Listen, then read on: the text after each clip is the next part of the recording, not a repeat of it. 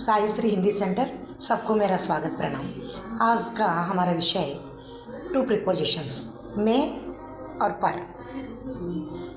మే అంటే in inside. In means just లో, inside అంటే లోపల. రెండు మనం సందర్భాన్ని బట్టి వాడతాం అన్నమాట.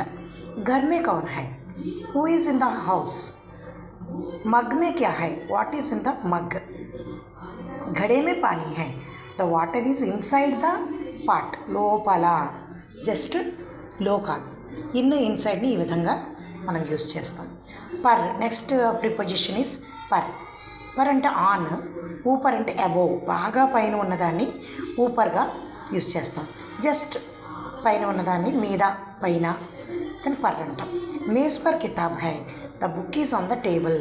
पेड़ पर कौवा है, the crow is on the tree. అల్మారా కి ఊపర్ డిబ్బా హై, the box is above the shelf. అంటే బాగా పైన ఉందన్నమాట. ఆ విధంగా మనం ప్రిపోజిషన్స్ని యూజ్ చేస్తాం. వీటిని హిందీలో कारक అంటారు. हम हिंदी में इस प्रकार कारक को प्रयोग करके वाक्यों को बना सकते हैं और बोल भी कर सकते हैं. इस प्रकार आप भेद में और पर आज हर दिन दो दो कारकों को प्रयोग करके वाक्य बना सकते हैं और बोल सकते हैं.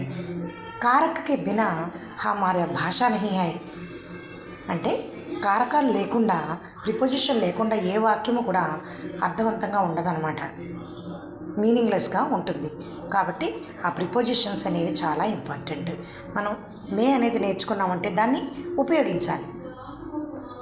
घर में कौन है, नदी में क्या है. इस प्रकार आप अपने आप ओन सेंटेंसेस बना सकते हैं. इस प्रकार आप अभ्यास कीजिए. धन्यवाद.